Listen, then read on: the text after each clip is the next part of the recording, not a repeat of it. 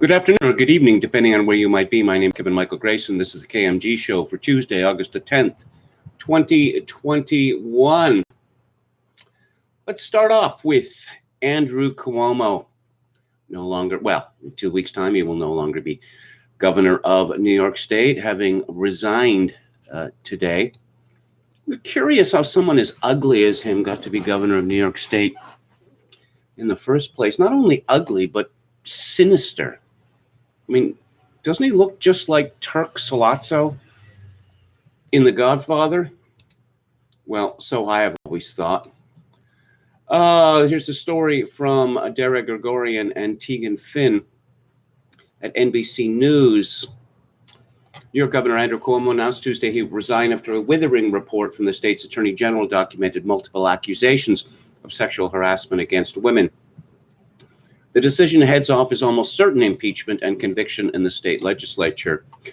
Given the circumstances, the best way I can help now is to step aside and let government get back to government, and therefore that is what I'll do because I work for you, and doing the right thing is doing the right thing for you, Cuomo said in a televised address, at which he took no questions. Lieutenant Governor Kathy Hochul, a fellow Democrat, will serve the rest of his term. When the resignation becomes effective in 14 days, she will become the state's first female governor. Yay! Although Cuomo, 63, apologized to his accusers, he made it clear he did not believe he stepped over a red line requiring removal from office. Instead, he framed his decision as one necessary to avoid protected argument and divisiveness that would bring the state's government to a halt. It's a matter of life and death, he said, referring to the immediate need to combat COVID. Yes, Cuomo knows all about life and death and COVID. Government operations and wasting energy on distraction is the last thing government should be. I cannot be the cause. New York tough means New York loving. Yeah, this is the way our leaders talk now. And I love New York and I love you. Everything I've ever done has been motivated by that love. And I would never want to be unhelpful in any way. Speaking to his three daughters, Cuomo said, I want them to know from the bottom of my heart that I never did and never would intentionally disrespect a woman, treat any woman differently than I would want them treated. And that is the God's honest truth. Your dad made mistakes and he apologized and he learned from it. And that's what life is all about. Oh, dear. Today closes a sad chapter for all of New York, but it's an important step towards justice. This is Attorney General Letitia James, or Tish, as she likes to be called, said during her office's official Twitter account. Yes, I do hug and kiss casually women and men. Men? I've done it all my life. It's who I've been since I can remember, Cuomo said. In my mind, I've never crossed the line with anyone, but I didn't realize the extent to which the line has been redrawn. There are generational and cultural shifts that I didn't fully appreciate. Michael Tracy has an excellent piece at the tablet on this, and it's rather disturbing. You'll note that Andrew Cuomo has been accused of various things by various women. He has not been charged with anything. He's not been convicted of everything. And it rather reminds me of the Harvey Weinstein case. I hold no brief for Harvey Weinstein. He's obviously a creep like Cuomo. But Weinstein's conviction for rape came down to he said, she said, and that is not how the law is supposed to work. Tracy writes, what exactly is Andrew Cuomo guilty of, aside from killing thousands of old people in nursing homes, of course?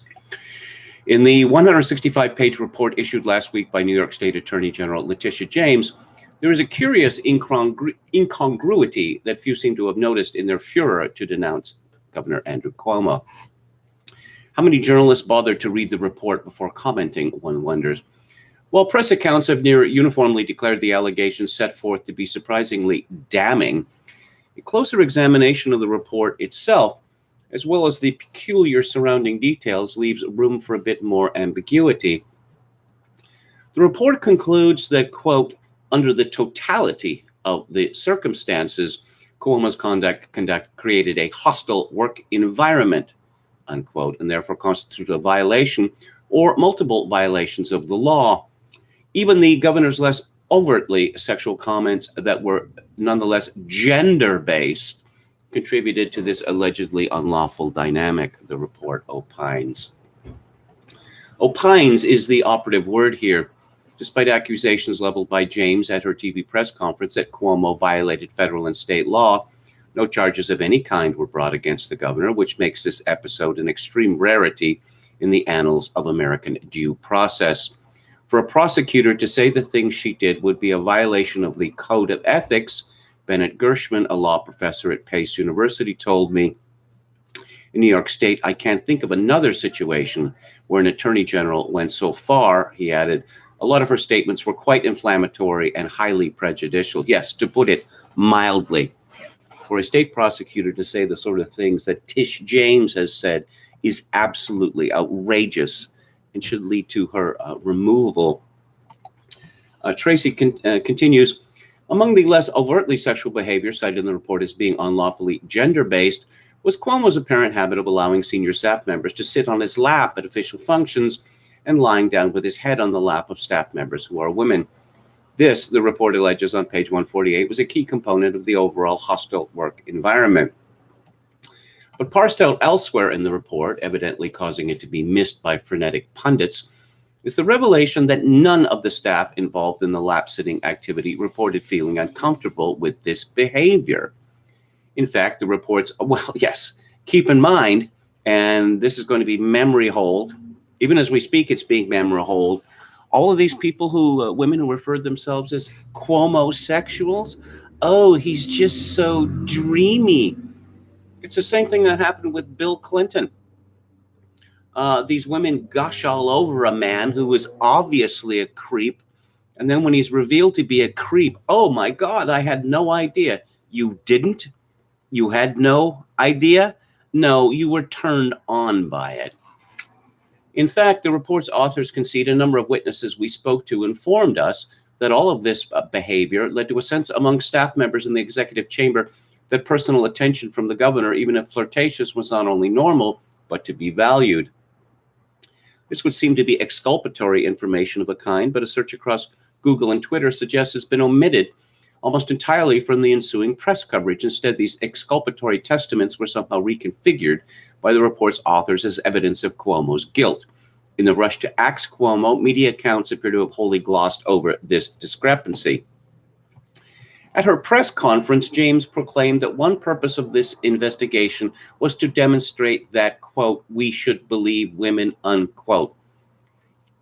Any prosecutor, male or female, who says that shouldn't have that job.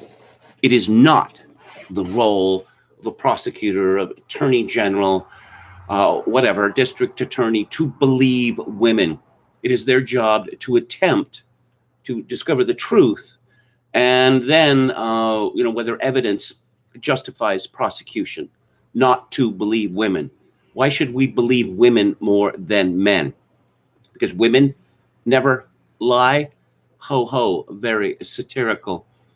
Tracy continues, but it's unclear whether the women who reportedly attested that they valued Cuomo's conduct also merit such belief. And if so, why their testimonies were twisted to signify the opposite of what they apparently said. Either way, the Attorney General's standard of belief seems to involve explicitly accusing public officials of law breaking while forsaking any obligation to actually prove those accusations in court. As a three-term governor and product of a family dynasty, which includes a brother who functions as his personal PR flack on CNN prime time, Cuomo has a well-established record of megalomania and brute force political maneuvering, so the hostility he's now engulfed by has been building for years. Still, prior grudges should, in theory, have no bearing on whether it's sound public policy to idly believe, for instance, accuser Charlotte Bennett, a former Cuomo aide and recent Hamilton College grad who currently identified as a WOM-Exons health, safety, and justice advocate. Bennett disclosed having communicated via DM with the first accuser, Lindsey Boylan, shortly after the latter wrote a vaguely condemnatory December 2020 Twitter thread complaining that Cuomo had grilled her about her work. Oh dear. and harassed her about her looks. Bennett proffered her own allegations shortly thereafter. In another unusual aspect of the saga, Tracy continues, Boylan was an active candidate for elective office at the time, running in the Democratic primary for Manhattan Borough President. She'd go on to lose handily. Eventually pressed for specifics by the Attorney General's investigative team, Boylan cited an instance where the governor showed her around his office and pointed out a cigar box, which he said was from Bill Clinton. Boylan said that she felt this was an allusion to President Clinton and Monica Lewinsky. Cuomo retorts that he routinely points out this box to innumerable visitors, male and female. Bennett's flagship allegation, which again requires unquestioning belief, according to the Attorney General, 99% of the media, President Joe Biden, Republicans demanding Cuomo's swift arrest, etc., is that she was groomed by Cuomo as a 25-year-old professional political operative. That's what Bennett said in a March interview, and that is what is repeated in the report. This repurposing of grooming from a concept that typically refers to illicit predation by adults on children to adult-on-adult interaction is now apparently a compulsory mainstream belief. One example of Cuomo's purported grooming is when he referred to Bennett as Daisy Duke on a day she wore shorts to the office. On a day she wore shorts to the office. Cuomo's repeated use of the words honey, darling, and sweetheart also feature prominently in the report as examples of his alleged law-breaking. Well, how about if, males in the office refer to women, say, as you there from now on, just so that no one is ever upset. Another frequent topic of discussion is Cuomo's tendency to put his hand on the waist of women while posing for photos. Anna Liss, an aide who in March came forward to the Wall Street Journal as the third accuser after Boylan and Bennett, with the implication being that a snowball of accusers had accumulated, produced one such 2014 photo to investigators as evidence, having first provided it to the Journal. Indeed, the photo does show Cuomo's hand placed around the waist of a smiling and laughing Liss in what previously might have been considered an unremarkable pose in which to take a joint photo. Per her own comments to the newspaper, Liss continued to display the incriminating photo in her office until at least March the 6th, 2021. She later told AG investigators that she had once been proud of this photo, given that it indicated that she was around Cuomo and adjacent to him. But in her mind, it had subsequently taken on a different meaning after the broader dialogue started percolating from other women. Some of Cuomo's commentary does resemble the sort of rhetoric that one might associate with a forgotten 1970s sitcom. The term mingle mamas appears 11 separate times in the report, deriving from a seemingly jocular conversation in which Cuomo's lawyer contends that two women staffers had told him they were soon leaving for a vacation together to Florida without their spouses, and hence that they were single and ready to mingle. Further suggesting a possible jocular connotation, one woman submitted a contemporaneous text message in which she made reference to the term, writing LOM mingle mama emoji. The authors of the report later deemed this to have been an offensive interaction. Another purported instance of unlawful conduct, Tracy writes, took place in full public view at one of Cuomo's signature COVID-19 press conferences. The report erroneously says the press conference in question occurred on March 17, 2020. It was actually May 17, 2020. Perhaps the AG's office should have invested in some additional fact checkers. Either way, Cuomo had volunteered himself to take a nasal swab test on camera. The female doctor administering the test was clad in full PPE gear, and Cuomo, in accordance with the joshing demeanor he'd exhibited throughout most of the session, said, "Nice to see you, doctor. You make that gown look good."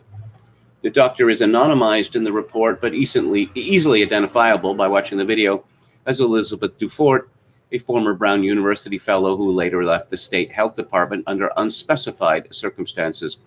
Dufort ultimately told investigators that she found the governor's comments offensive and that they would not have been made to an accomplished physician who was a man. And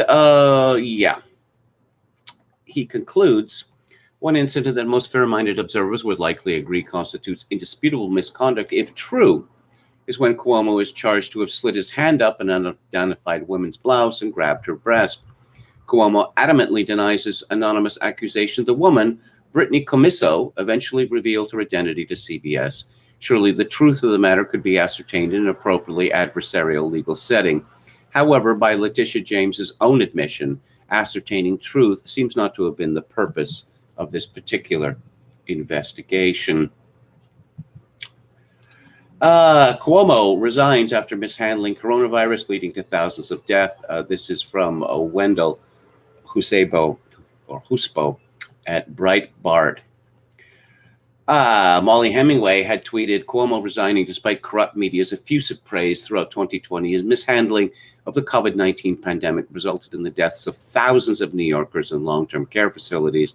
Today, he steps aside, purportedly for mistreatment of women in his midst.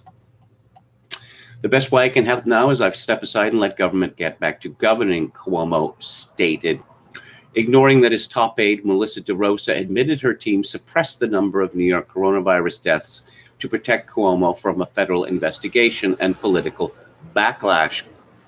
It was later reported that Cuomo's aides rewrote a report from state health officials to hide 9,250 Chinese coronavirus deaths in nursing homes and long-term care facilities.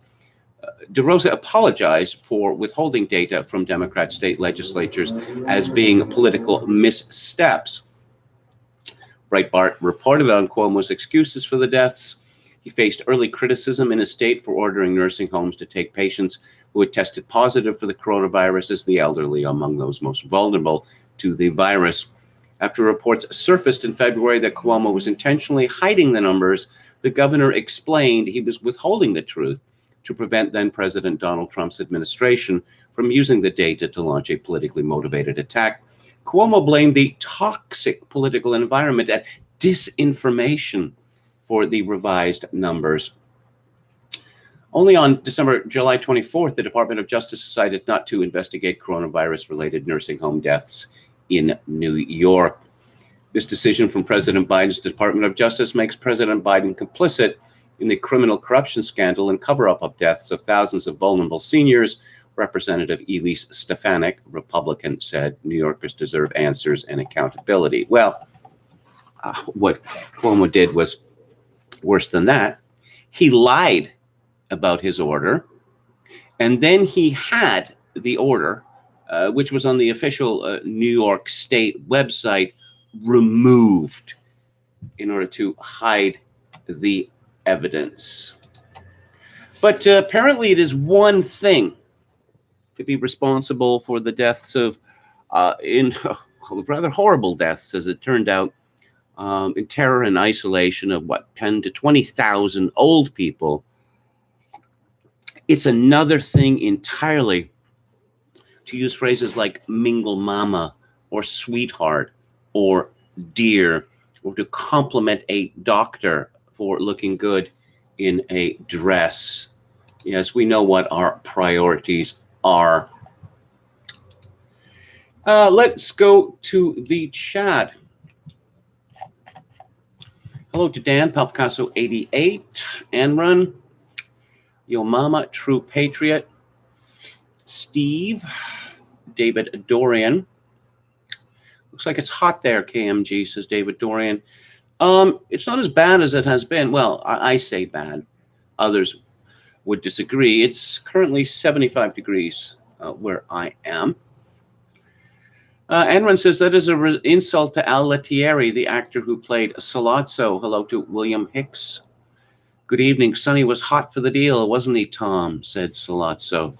Yes. Albedo Mike says, let's see, Italian mobsters kiss other men on the cheeks. Nothing strange there. I thought that was associated with the fabled kiss of death. Chogokin 666. Biden shares these cultural traits. More from Metal Mike. Hollywood will give us the night of the living unvaccinated soon, no doubt. Lock your doors. And hello to Jim N-word. A lot of these people have been deleting their old tweets praising Cuomo, LOL. Well, no, he just look at the guy. He really is so very repellent. He's clearly not an idiot like his brother Chris Cuomo, who I will repeat again, is on television despite the fact that he has two and only two facial expressions. The first is where he looks as if he's about to burst into tears, and the second is what Dan from Veep described as the surprised masturbator look. And yet he's on CNN. Nothing to do with nepotism. No. Mary Crow said, still can't figure out why they are going after one of theirs. Power is the ultimate aphrodisiac, Chairman Mao, William Hicks. I thought that was Henry Kissinger who supposedly said that. Yes, indeed. So Jim Edward confirms. Hello to Oscar Toe. They want someone else's prez. Maybe they whacked Cuomo because they want someone else's prez, says Metal Mike. Cuomo had to have slept with someone's important wife or something, says Oscar Toe. She wears short shorts, says William Higgs. Who wears shorts? The governor's office. When did that become acceptable? Hello to Kyle Free. Mingle mamas. Excuse me. Ever reviewed the Phantom Thread for Theater Thursday? Would love to see his thoughts on it. I don't know that I'm familiar with that movie. William Hicks says, how about sweet pea, honey pie, or sugar britches? Chris Cuomo conveniently on vacation, says Jim Edward.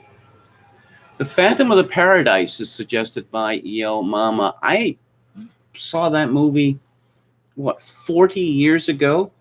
I could barely remember it, although Garrett Graham is in it. And Garrett Graham, I thought, was just tremendously funny. His career seemed to have disappeared by around, 1980? The last time I saw him, he was playing an angry clown on Seinfeld. He's pretty good as an angry clown. And, okay, hello to Debereus and Polygons. Let's get back to it here. Barack Obama, of course, had his big 60th birthday bash, or super spreader party, 3-day super spreader party, as some people are calling it. This is from Luke Kenton at the Sun, the London Sun. A New York Times reporter has come under fire for suggesting that Barack Obama's star-studded 60th birthday bash wasn't a high-covered risk because of the sophisticated, vaccinated guests who attended. Annie Carney, a White House correspondent for the Times, had been discussing the controversy surrounding Obama's celebration in Martha's Vineyard with CNN on Sunday when the fallout began. Oh, yes, there's a picture of Erykah Badu, who, did she sell her soul to the devil? Obama himself has come under increasing scrutiny in recent days after images emerged of him on social media dancing maskless and embracing guests on the dance floor at the event. The 44th U.S. president was also forced to scale back his initial plans for the party amid widespread criticism after it was revealed that he'd originally planned to invite upwards of 500 guests. Well, the story that I heard was that it was not scaled back at all. Instead, he settled to celebrate only with family and a bevy of close friends, including the likes of Jay-Z, Beyonce, John Legend, Chrissy Teigen, George Clooney, Don Cheadle, and Oprah Winfrey. Oh, Chrissy Teigen is a close friend of Barack Obama, is she? But still, those measures did little to assuage the concerns of critics who feared the party could aid the spread of the infamously infectious Delta variant. Oh, man, they are just in love with the Delta variant, and more on that later. Seeking to defend Obama, Carney, quoting residents on the island of Martha's Vineyard, offered numerous reasons to CNN as to why COVID risks and concerns about the party were low. This has really been overblown. They're following all the safety precautions. People are going to sporting events that are bigger than this. This is going to be safe. This is a sophisticated, vaccinated crowd. And this is just about optics. It's not about safety. The Q was, what do people on the island think of the party? The A was me summarizing views of people I spoke with. Some are upset, and others think the concerns about it are overblown. Sophisticated crowd was from a quote in the story, Carney wrote. She also urged people to watch the full clip for context. However, it appeared the damage had already been done, with fellow reporters such as Glenn Greenwald wading in to lambaste Carney for her remarks. Quote, a New York Times reporter on CNN justifying Obama's huge maskless birthday bash because they only invited a sophisticated, vaccinated crowd is about as emblematic as liberal discourse as it gets. What happened to all the concerns about vaccinated people passing Delta to the unvaccinated? Yes, it's a pandemic and a crisis, but let the sophisticated people have their fun. Of course, viruses don't attack sophisticated people, Muffy. Attorney Harmeet K. Dillon tweeted, somebody really should inform Arnie Carney which certain parts of Hollywood think of vaccines, added The Spectator contributor Stephen L. Miller. While Obama's bash was scaled back over concerns about the Delta variant, indeed, I don't think it was. Pictures from the party showed that only those working at the event were wearing masks. I don't give a toss. I really don't. But it's nice to see these people skewered nonetheless. The outrage surrounding the event and Carney's comments came as Dr. Anthony Fauci was blasted for voicing concerns about South Dakota's Sturgis motorcycle rally as a potential super spreader event while entirely ignoring Obama's party. Speaking on NBC's Meet the Press, Fauci said, well, I'm very concerned that we're going to see another surge related to that rally. I mean, to me, it's understandable that people want to do the kinds of things they want to do. They want the freedom to do that. But there comes a time when you're dealing with a public health crisis that could involve you, your family, and everyone else, that something supersedes that need to do exactly what you want to do. I guess that's why Anthony Fauci was photographed last year at a baseball game in Washington, D.C. Normal people at that time didn't get to watch baseball games from the stands, but Anthony Fauci and his pals did. And guess who had the mask hanging down around his neck with his pals? Why, that would be Dr. Fauci, wouldn't it? Critics of the polarizing health of an expert were quick to meet Fauci's comments with fury. I've come to loathe Fauci. I cannot believe I fell for this fraud even a minute. Lollapalooza, nothing. Obama birthday party, nothing. Riding motorcycle in the free air, Satan's devil virus will get you, Melissa McKenzie tweeted. Well, these are very obviously low-rent people who go to Sturgis for the motorcycle rally. Unlike the sophisticates, like Chrissy Teigen, who were at Obama's bash. Let's talk about Jen, not Jennifer, but Jen Psaki, who is profiled in Vogue magazine. Why? Because she's so beautiful? Because she's so stylish? No, she's neither of those things. She's not very bright either. She doesn't know what the word litigation means. She's a high-ranking member of the Biden administration. That's enough for Anna Wintour, or Nuclear Winter, as they call her. This is from Jordan Lancaster at the Daily Caller. White House Press Secretary Jen Psaki told Vogue magazine that it's sexist when people describe her as nice in an interview published Monday. Psaki likened being called nice to the sound of nails on a chalkboard. She's obviously a very nasty person as well. I was introduced to a foreign delegation in the hallway the other day as, this is Jen. You may have seen her do the briefing. She's a really nice person. I'm like, really? Psaki told the outlet, you can't think of a better description? Psaki continued, saying it's sexist and a little diminishing to describe her as nice. It's also this desire to put people in a box. Yes, sometimes I'm friendly and joyful, and sometimes I'm tough, and sometimes I'm straightforward. Jeez, what an obnoxious woman. So I'm looking at this story on Jen, not Jennifer, but Jen Psaki. written by Lizzie Widdicombe. Yes, Lizzie. Press Secretary Jen Psaki is good at mending fences. Just don't call her nice. Photography by Annie Leibovitz. Ooh. And here she is, sitting at her desk, looking at the photographer, appearing to smolder, or whatever her approximation of smoldering is. This is, I don't know that I've ever seen such gushing in my life from this story. Ooh, look, here's some black and white photographs. And because they're black and white, you know, she's doing serious work. And here's some pictures of her shoes. Yeah, her shoes. She's a woman and she wears heels. How about that? Pretty unusual, eh?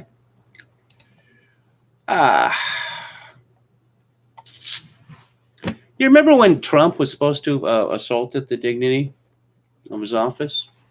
You remember that? Will this get more Americans vaccinated? This is by Morgan Phillips from the Daily Mail. Jen Psaki resorts to Gen Z TikTok influencer Benny Drama to encourage vaccinations with a video in a skirt and long nails, more like talons actually, as a White House intern. The White House has recruited Gen Z TikTok influencers to promote COVID-19 vaccines. Skinner, flashing long white nails and dressed in a multi-patterned suit as he talks on the phone, opens the video with "One sec, democracy is calling. I see you, daddy." I'm not exaggerating, by the way. This goes beyond even Rufus Wainwright levels of effeminacy. It has to be seen to be believed. In another shot where Skinner is seated with his feet up on the desk, he says, "We need to get shots in the arms of every single American." The White House brought Olivia Rodrigo in to promote vaccinations in July. Of course, you know, when I saw this, I thought, again, this is some sort of, you know, outrageous right-wing parody, but it's not. It is not. Now, I don't know. Does the Biden administration think that they haven't locked down the flaming vote? Because I think they have pretty much locked down the flaming vote. Oh, I can't even bear to look at this man's face. It's just too depraved. This is from John Carney at Breitbart. It's getting harder and harder for American workers to make ends meet as rising inflation outpaces pay gains, pushing down inflation-adjusted compensation at a pace almost never seen before. Adjusted for inflation, hourly compensation fell 2.7% in the second quarter, data released by the Bureau of Labor Statistics on the non-farm business sector showed a Tuesday. Real compensation fell 2.8% in the fourth quarter of 2011. That decline came in part because unadjusted wage gains were very small, just 0.5%. The economy was just extremely sluggish. The only other comparable contraction was in the first quarter of 1974 when real compensation fell 2.1%. The losses to inflation are getting worse. Compared with the first quarter, real hourly compensation in the non-farm business sector fell 4.8%. Yeah, apparently you can't blow up the money supply without creating inflation. And of course, Donald Trump's crackdown on immigration, both legal and illegal, led to a remarkable situation where the wages of Americans were actually rising because there wasn't endless new competition from abroad, often illegal. But of course, all the progressives that support Joe Biden are perfectly happy with that. Why should these Americans get higher wages? These are bad people, the kind of people who are, you know, looking forward to lower immigration for higher wages. Bad, bad, bad people. Years and years ago, I wrote a essay about Michel Houellebecq, and I was sort of making a joke about how would you say, consumerists, what we now call bugmen, materialists, look at the world. I concluded broadband internet and ever-improving microwave pizzas are not much of an answer to the increasingly acute problem of existence. Definitely, it's a problem. Well, it's true, that your frozen pizzas have gotten a lot better, but how much does that matter to the quality of life? How about if we replace frozen pizzas with breakfast tacos? Yes. Matt Iglesias, arguing against Hungary and for the United States, cited as one of his reasons the existence of breakfast tacos. I'm not making up, as they say. Had hundreds of rightists yelling at me this morning that breakfast tacos are an abomination and they yearn instead for the purity of Hungarian culture. But this guy wants you to know Hungary's Tex-Mex cuisine is superior to ours anyway. Iglesias also tweeted, if you think breakfast tacos look disgusting, you'll love life and the great new Magyar utopia reactionary dipshits want to build for you. But I am sticking with America. And they do kind of look disgusting in this picture from Iglesias. Reject Metric riffs on a well-known right-wing meme, but at least we still have breakfast tacos. Oh, and someone sent pictures of better-looking breakfast tacos. American rightists are importing French losers to try to convince you that you'd be better off in Hungary. I'm picking up breakfast tacos, enjoying the bounty of an advanced modern society. This would be, funny if it weren't so, infuriating, absolutely infuriating. Justice Guy, or Guy Justice, tweets breakfast tacos are the blessings of living in progressive wonderland. I wonder if Matt Iglesias has ever heard of a false dichotomy. Oh, yes, from Tomarcus 96, the best revenge is breakfast tacos. Grumpenfuhrer responded to him, and feed. Maddie's found his groove. He knows exactly how many breakfast tacos he can pound down and stay a svelte size 44. This is how he wins. Huey Long 36 said, do they not have breakfast tacos in Hungary? Yeah, I suppose you could call this cultural imperialism. I remember years ago, I was talking to an American that I was going to have on my the radio program I produced. And I don't know, for some reason, Burger King came up in the conversation. And he said, y'all have Burger King up there? And I found myself saying, yes. And the subtext was, we're not savages, But I mean, what difference does it make whether we have Burger King or not? Why does the whole world have to be the same? Tacos from God tweets, you should block anyone who says breakfast tacos are an abomination. Why have a bunch of low IQ people in your timeline? Cornelius Postum responded, one can have breakfast tacos without immigration. Nice to know you think Americans are too stupid to read cookbooks. What was it? The fellow who plays Mr. Bean famously said in a comedy bit, from the Thatcher years? We don't need immigrants because we have the recipes now.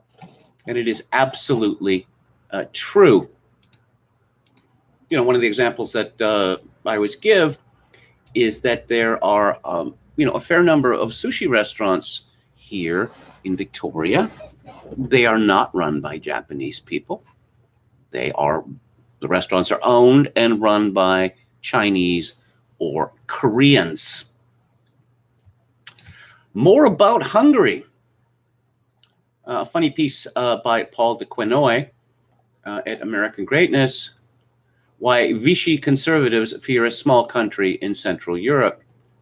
Hungary is no model for the American right, declared David French in his column in the Vichy conservative publication The Dispatch last week. While very few people, including accepting David French, would even try to argue that he, the man who called drag queen story hours a, quote, blessing of liberty, unquote, and more recently tried to advance a conservative case for teaching public school children that they are racist, would know what a good model for just about anything is. He touched a nerve among his Confederates.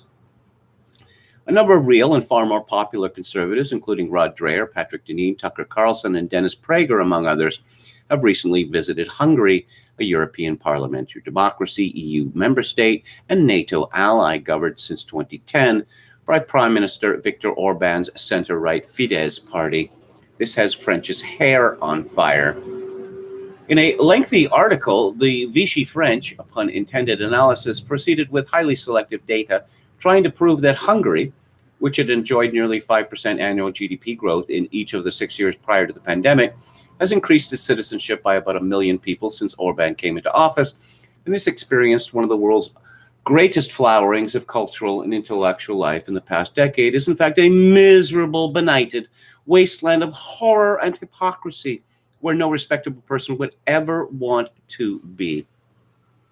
There's no indication that French has ever visited Hungary, but the idea that leading figures of an American political movement in which he no longer possesses even a crumb of influence or credibility feel affinity for that country clearly angers and frightens him. Not to be outdone, the far-left Atlantic's Anne Applebaum, an old neocon hand, was so affronted by Carlson's one-week visit to Budapest, which culminated in a televised interview with Orban, that she could not attribute his interest to anything less than a wicked desire of a nihilist to show how much he despises the United States, its Constitution, and its heritage. I wonder if he despises breakfast tacos as well. Annoy Americans and everybody else who believes in the ideals of America, like drag queen story hour, no doubt, and simply make people angry. We can pause here to note that Applebaum's previous Atlantic article offered an apparently serious argument that MyPillow CEO Mike Lindell really could destroy democracy, so her paranoid hysteria might not be Tucker or Magyar specific. Heroically posting on Twitter, George W. Bush administration alumnus David Frum piled on that Americans who admire Orban really admire plunder of the public for the benefit of a complicit few. Just total lack of self-awareness. Suppression of media that report the plunder. Oh, ever heard of Hunter Biden there, David Frum? I don't suppose you take the New York Post. Racism and reactionary religion is cover for the gullible and or hypocritical. Yes, as far as I can see, this is just ethnic animus. And more ethnic animus from Matty Iglesias, who sententiously declared that Hungarian nationalism is not the answer, and ominously suggesting that American reactionaries are so twisted and cynical that they've turned against the country and might want to import dictatorial methods to the United States. How about keeping people in prison for more than half a year for the crime of trespassing? Yeah, without a trial. Yeah, how about that? Iglesias admits to having little knowledge of anything bad that people say might be happening in Hungary, but still compliantly chimed in on why he believes American liberal democracy is better than Hungarian conservatism. On the surface, the Vichy cons' ire is perplexing. Just as they angrily denounced Orban's government, they also denigrated Hungary as a backwater, a second-rate and rinky-dink country, as Iglesias called it, boasting a population of just under 10 million and living in the landlocked shadow of faded Habsburg imperial grandeur. Oh, okay. Well, China has more people than the United States, so it must be better than the United States. And Russia has a bigger landmass than the United States, so by Iglesias' logic, it must be better than the United States. The Vichy cons have long since given up on political pragmatism, but assuming for a moment that they could muster even a modest figment of strategic thought, would a physical or even spiritual exodus of red meat American conservatives to Budapest not be a welcome development for them, depleting as it would the ranks of their main opponents in today's media?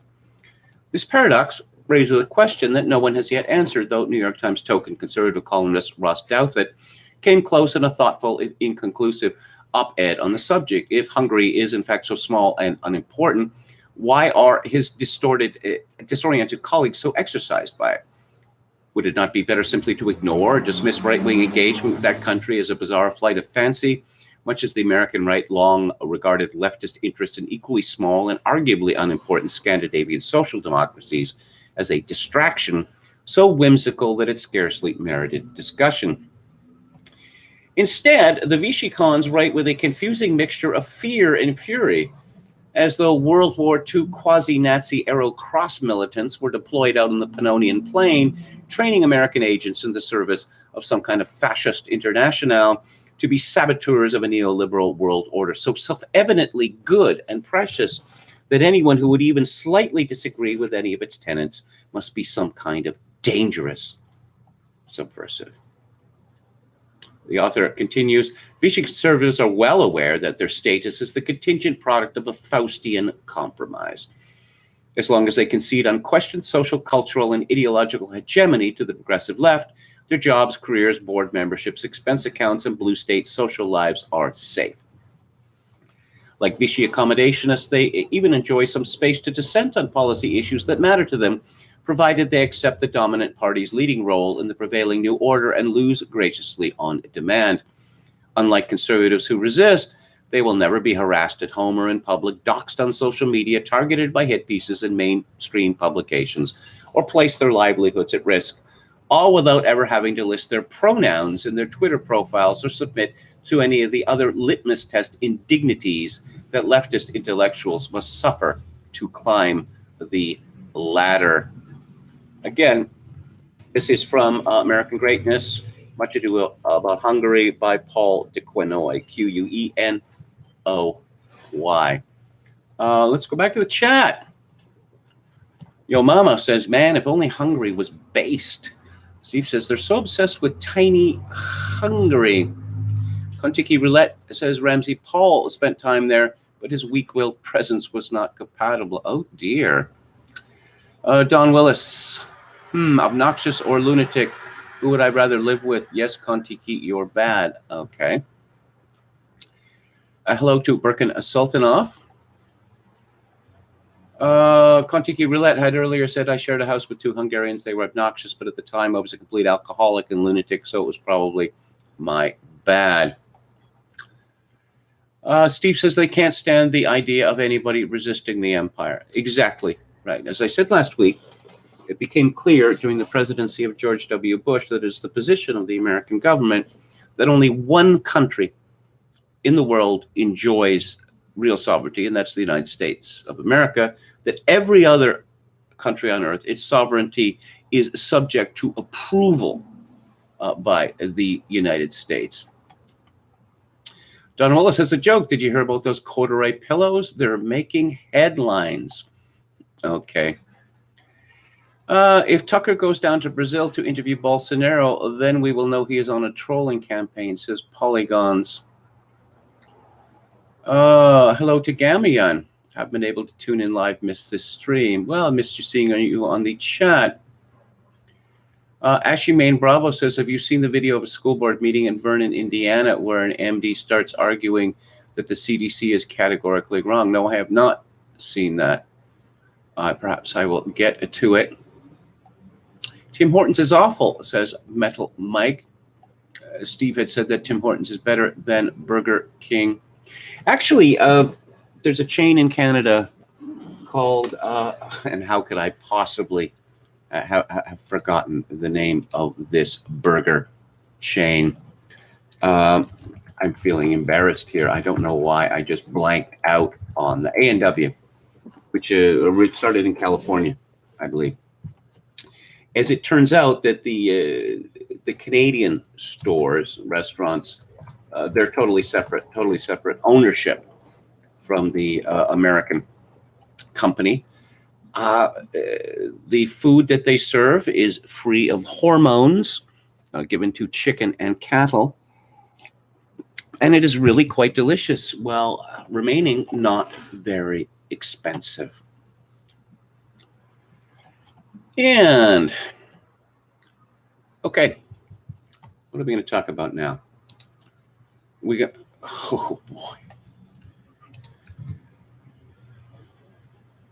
There's an MP from Calgary. Her name is Michelle Rempel.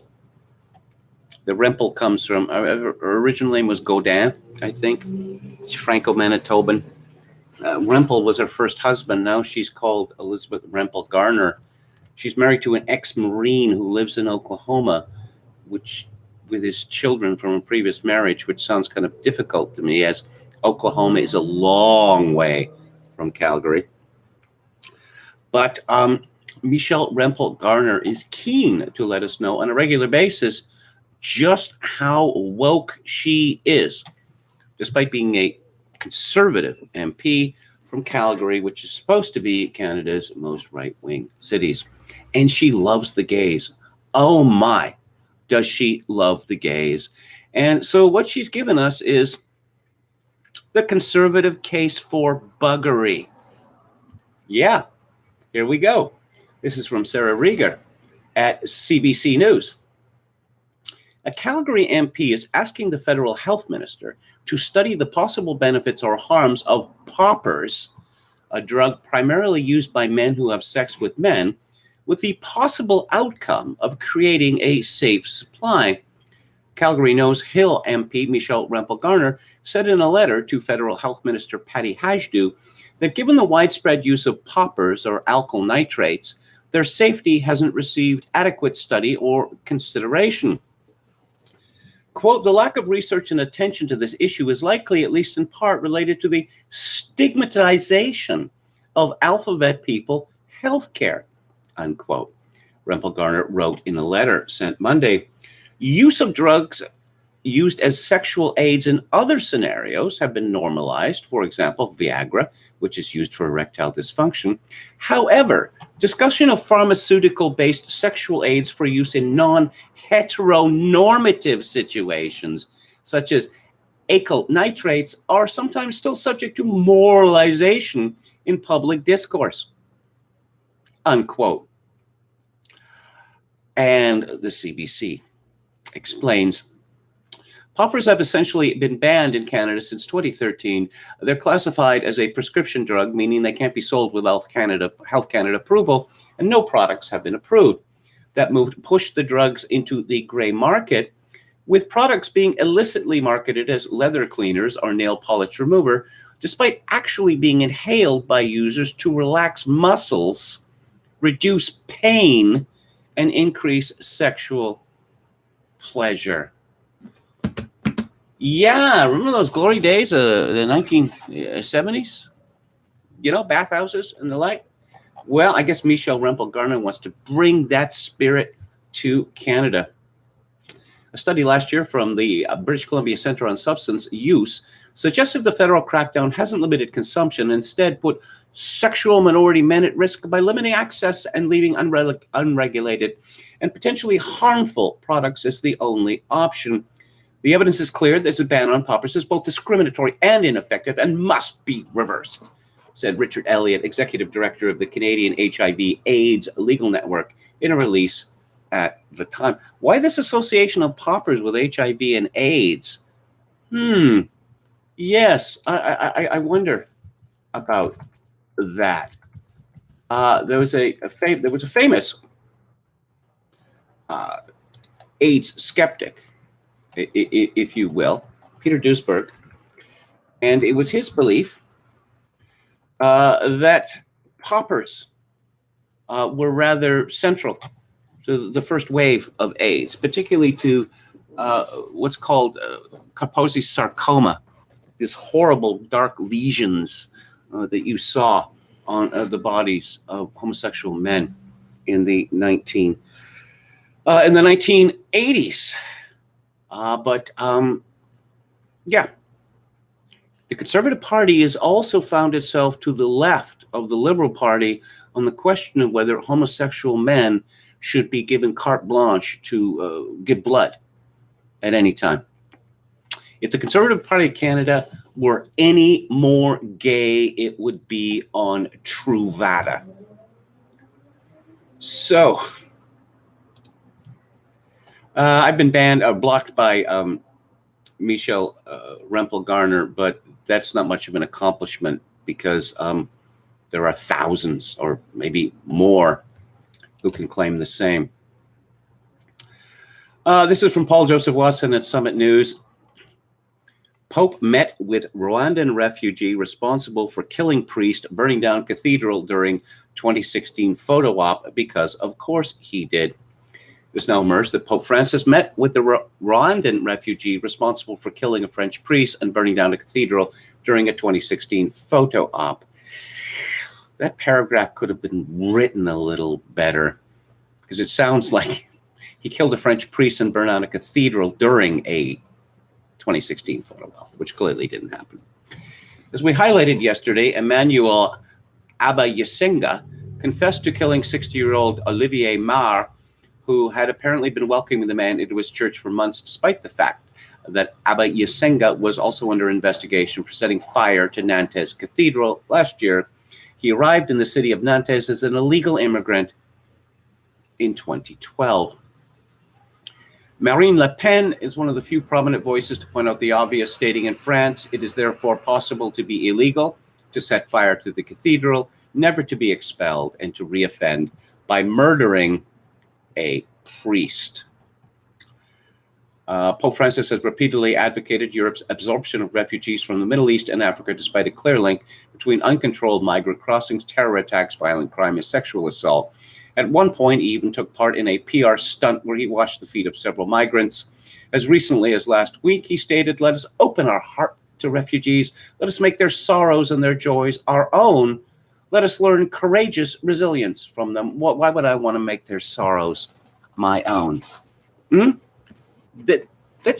don't think the Pope thought this through, because what he's suggesting is that accepting migrants, refugees, whatever you want to call them, they will make our lives worse. In other words, they will make their sorrows our own. I don't know what I don't know this priest who was murdered, very sad. I mean, was he just an idiot? I mean, was he just an idiot, or was he trying to make some sort of political point? And let's talk about a new book, which I'm going to go into in detail. And it is by Joseph Tainter. And it is called The Collapse of Complex Societies. Joseph Tainter was born in 1949, was educated in anthropology at UC Berkeley and Northwestern, and he now teaches at Utah State University. The Collapse of Complex Societies is his most famous work, and of course it has an obvious relevance to us today, and especially to this live stream. You hear about, the wrong side of history or the arc of history. There are no such things. Oh, we're just moving forward. Are we? Really? Is that what history shows us? That we're always moving forward? In the introduction, Tainter first quotes Robert Adams.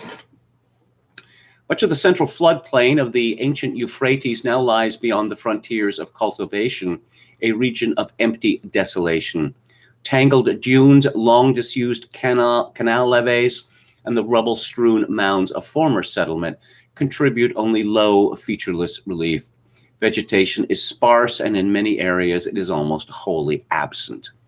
Rough, wind-eroded land surfaces and periodically flooded depressions form an irregular patchwork in all directions, discouraging any but the most committed traveler.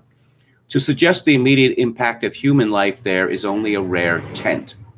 Yet at one time here lay the core, the heartland, the oldest urban literate civilization in the world. That's from 1981. And he quotes from John L. Stevens from 1850. We ascended by large stone steps, in some places perfect, and in others thrown down by trees which had grown up between the crevices. We followed our guide through the thick forest among half-buried fragments to 14 monuments, one displaced from its pedestal by enormous roots, another locked in the close embrace of branches and trees and almost lifted out of the earth, another hurled to the ground and bound down by huge vines and creepers, and one standing with its altar before it in a grove of trees that grew around it, seeming to shade and shroud it as a sacred thing. The only sounds that disturbed the quiet of this buried city were the noise of monkeys. Tainter begins, "The image of lost civilizations is compelling. Cities buried by drifting sands or tangled jungle, ruin and desolation, where once there were people and abundance. Surely few persons can read such descriptions and not sense awe and mystery. Invariably, we are spellbound and want to know more. Who were these people, and particularly, what happened to them? How could flourishing civilizations have existed in what are now such devastated circumstances? Did the people degrade their environment? Did the climate change? Or did civil conflict lead to collapse?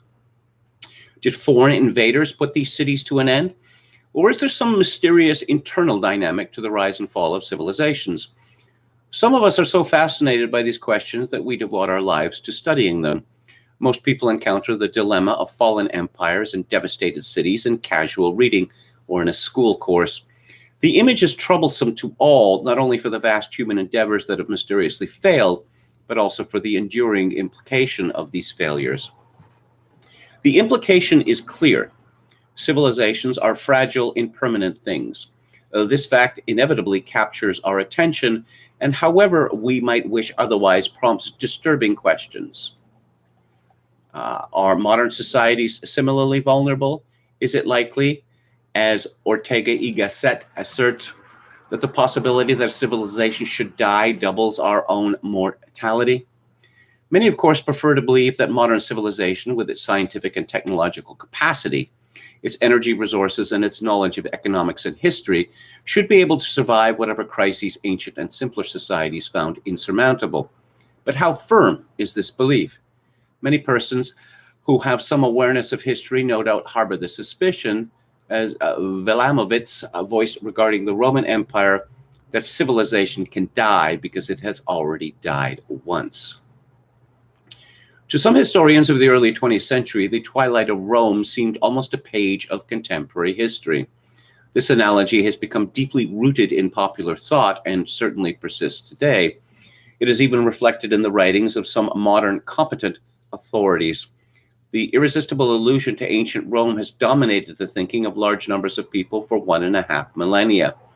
Were it not for this well-documented example of a powerful empire disintegrating, to which every Western school child is exposed, the fear of collapse would certainly be less widespread. As it is, those who are concerned about the future of industrial society, about its economic direction, its ecological basis, and its political superstructure, have an irrefutable illustration of the contention that civilizations, even powerful ones, are vulnerable. Why study collapse? Many social scientists might agree with Isaac. It goes without saying that the collapse of ancient civilization is the most outstanding event in its history. Yet beyond scientific interest, there is an additional reason. Collapse is a topic of the most widespread concern and the highest social significance. The reason why complex societies disintegrate is of vital importance to every member of one, and today that includes nearly the entire world population. Whether or not collapse was the most outstanding event of ancient history, few would care for it to become the most significant event of the present era. Even if one believes that modern societies are less vulnerable to collapse than ancient ones, the possibility that there may not be so remains troubling. In the absence of a systematic scientific treatment of collapse, such concerns range untethered to any firm, reliable base. Disintegration of the social order has been a recurrent concern in Western history and has often been expressed in religious idiom. In the last few decades, this concern has seemingly become rampant and has achieved expression through a more secular form. A review of a recent exhibit of Mayan artifacts expressed popular thinking well. Some of the fascination of the Maya may lie in the legendary collapse of their culture several centuries before the Spanish conquest. Every thoughtful person who ponders the bureaucratic and technological pressures on ordinary life today must wonder whether it is possible for a society to strangle on its own complexities. Sensing that our collective future is in jeopardy, we are hungry for historical analysis to help us imagine the direction events might take. Tainter continues, this concern crosses the social and intellectual spectrum from the responsible scientists and business leaders who make up the Club of Rome to the more extreme fringes of the survivalist movement. In between, one finds a variety of serious, well-meaning persons, environmentalists, no-growth advocates, nuclear freeze proponents, and others. All fear, for one reason or another, that industrial civilization is in danger. Such fears are frequently based on historical analogy with past civilizations that have disappeared. And indeed, it is sometimes suggested that we are about to go the way of the dinosaurs. Contemporary thinkers foresee collapse from such catastrophes as nuclear war, resource depletion, economic decline, ecological crises, or socio-political disintegration. Only recently have such fears become widespread. As Christopher Dawson has noted, of all of the changes that the 20th century has brought, none goes deeper than the disappearance of that unquestioning faith in the future and the absolute value of our civilization, which was the dominant note of the 19th century. Tainter continues, although collapse has been of interest for as long as societies have proven vulnerable, it has been a difficult mystery for historians and social scientists. Perhaps because of this, the development of political complexity has attracted more scholarly attention than collapse, its antithesis. Human history as a whole has been characterized by a seemingly inexorable trend toward higher levels of complexity, a specialization, and socio-political control, possessing of greater quantities of energy and information, formation of even larger settlements, and development of more complex and capable of technologies. This persistent aspect of our history has rightfully received an overwhelming amount of research, so that today we are beginning to understand how this came about. Yet the instances when this almost universal trend has been disrupted by collapse have not received a corresponding level of attention. To be sure, innumerable writers have produced myriad explanations of collapse, but even so, understanding disintegration has remained a distinctly minor concern in the social sciences. Explanations of collapse have tended to be ad hoc, pertaining only to one or a few societies, so that a general understanding remains elusive. At the same time, as will be shown, such theories have suffered in common from a number of conceptual and logical failings.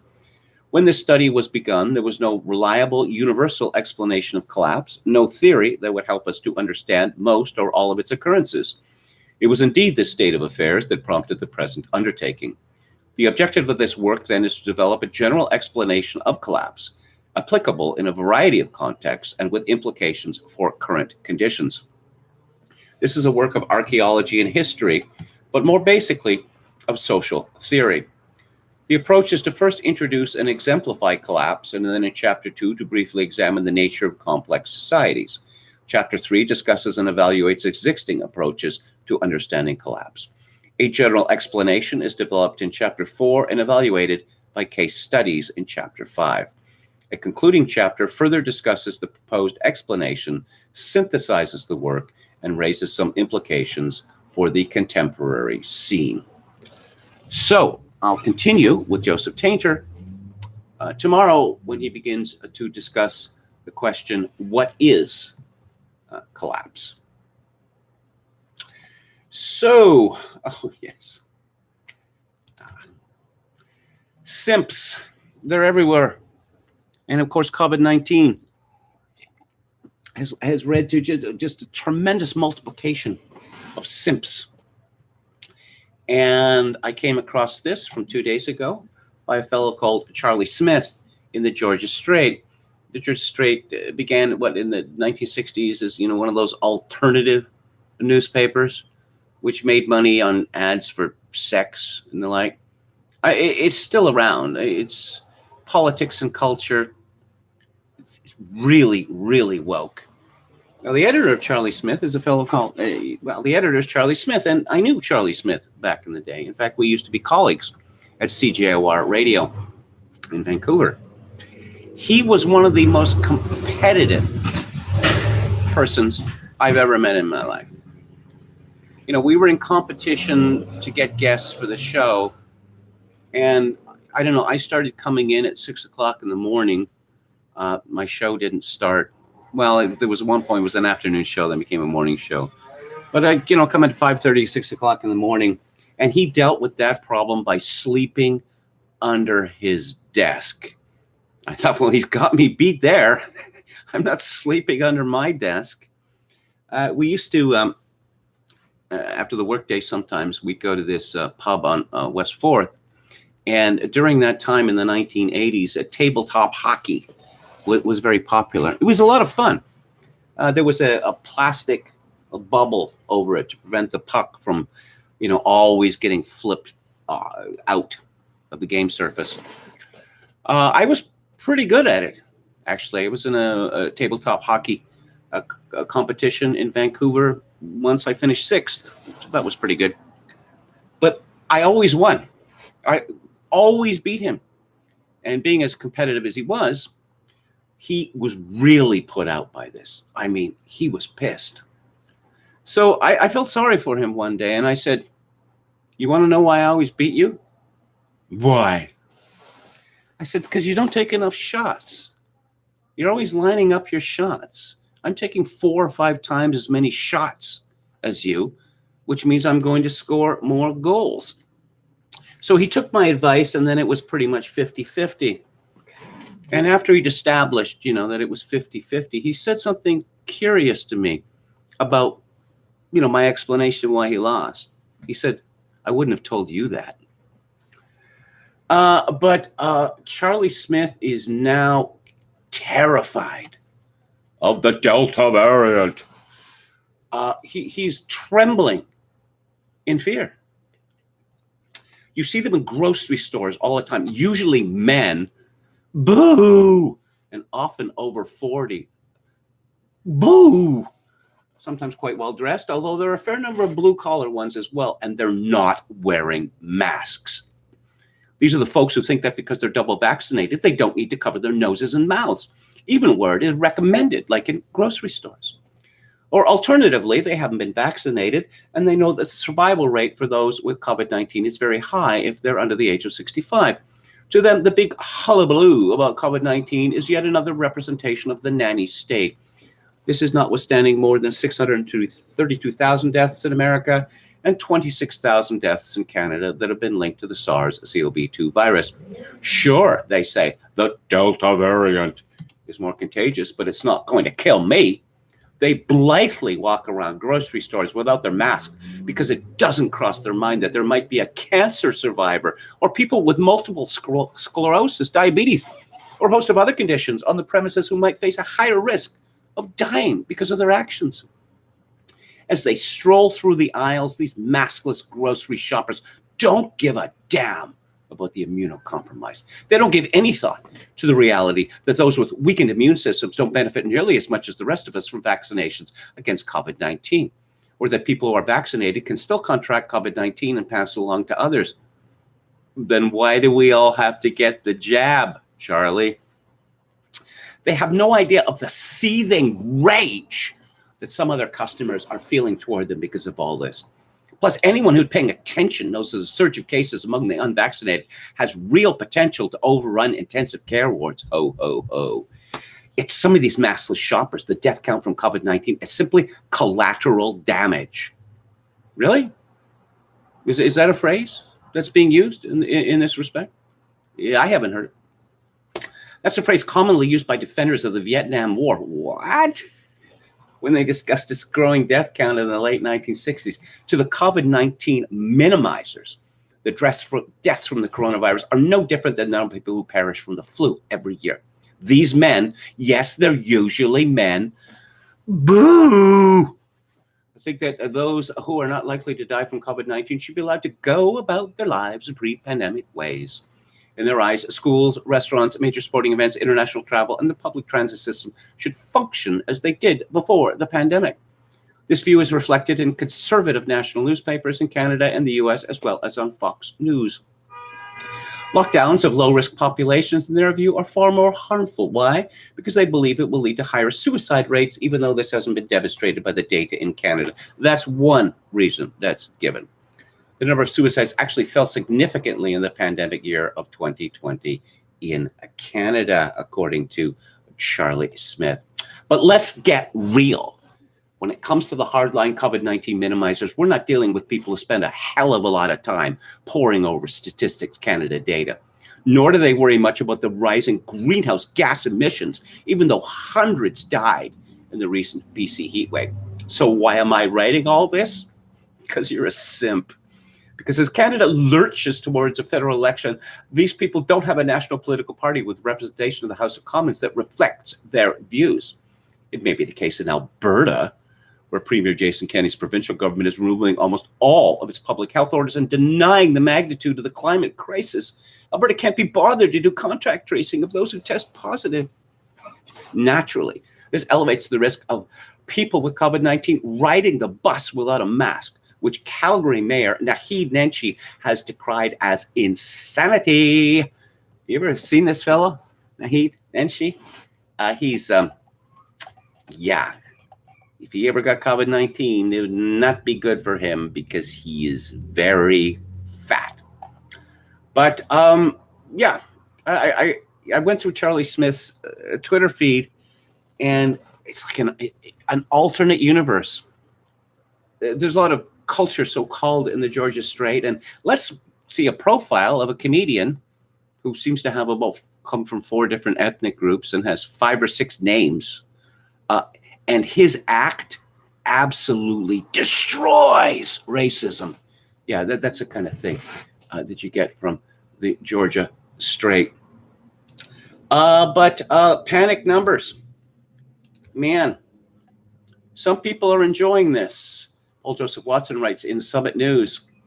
A journalist, Michael Venutolo Mantovani, wrote an article for The Guardian in which he said, "I'm going to miss being locked down while pining for another. Yes, really, when I walked out of my town's massive conference center in early April, a second Pfizer shot fresh in my arm. A flood of emotion swelled in me, creeping behind the feelings of joy and anticipation.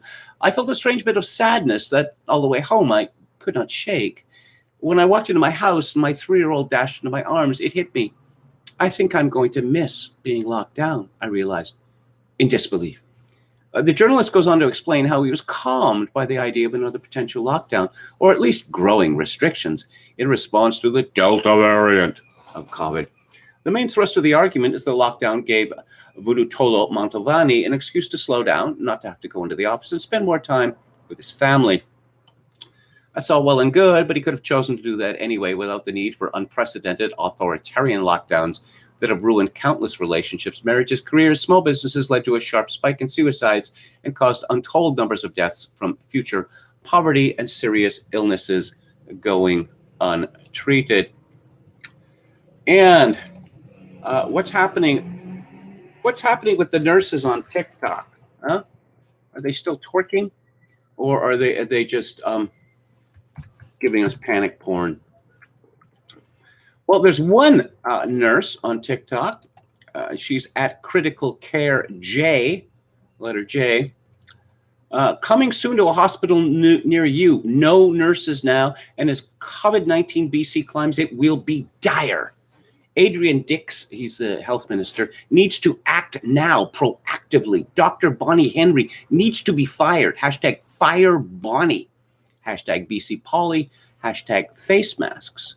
So apparently the hospital system in British Columbia is close to collapse, according to this TikTok nurse. And they're gaslighting us. They never stop gaslighting us. How many people live in British Columbia? Once again, 5.17 million. So what's the latest? What are the numbers, the actual numbers from British Columbia as of today from the official BC government website? Currently hospitalized, 71. Currently in critical care or ICU, 21. 3. Wow, it sure looks like BC's hospitals are just going to be overrun, right? Well, no, they are not. But that doesn't stop people like this nurse from gaslighting or, to be nastier about it, lying to us. And, okay, oh boy, things are just getting worse and worse and worse. Where are all the dying people, though? Huh? The world is nowhere near the end of the COVID pandemic, says famed epidemiologist Larry Brilliant. The pandemic is not coming to an end soon, given that only a small proportion of the world population is vaccinated against COVID-19, according to Dr. Brilliant, an epidemiologist who was part of the World Health Organization's team that helped eradicate smallpox, said the Delta variant, the coronavirus, is maybe the most contagious virus ever. The good news is that vaccines, particularly those using messenger RNA technology and the one by Johnson & Johnson, are holding up against the Delta variant, Brilliant told CNBC's Street Signs on Friday. Well, holding up, are they? Again from Summit News, and again from Paul Joseph Watson. The Centers for Disease Control published a COVID-19 planning document that suggested relocating high-risk individuals to green zones or camps in order to keep them away from the rest of the population. Yes, really. The document is called Interim Operational Considerations for Implementing the Shielding Approach to Prevent COVID-19 Infections in Humanitarian Settings and was originally published on the CDC website July the 26th last year. The purpose of the strategy document is to reduce the number of severe COVID-19 cases by limiting contact between individuals at higher risk of developing severe disease and the general population. According to the CDC, in order to achieve this, high-risk individuals would be temporarily relocated to safe or green zones. Yes, see, it's not a concentration camp if you call it a green zone. Established at the household, neighborhood, camp sector, or community level, depending on the context and settling. They would have minimal contact with family members and other low-risk residents. The shielding approach would take high-risk individuals, meaning older people or people with underlying health conditions, set about physically separating high-risk individuals from the general population. Dr. Theresa Tam, Canada's Chief Latrine Walla, has suggested something as well. Going back several years, she suggested this. As I say, concentration camps. I don't know whether they call them green zones. Okay. Here's some data, which I suppose is controversial, but it comes from Public Health England. Okay. Devastating new data from PHE shows vaccine effectiveness down to 17% and no reduction in infectiousness, mortality cut by 77%. Does that seem like holding up to you? 17% effectiveness? That does not seem like holding up to me. This is again from Daily Skeptic, or formerly Lockdown Skeptics.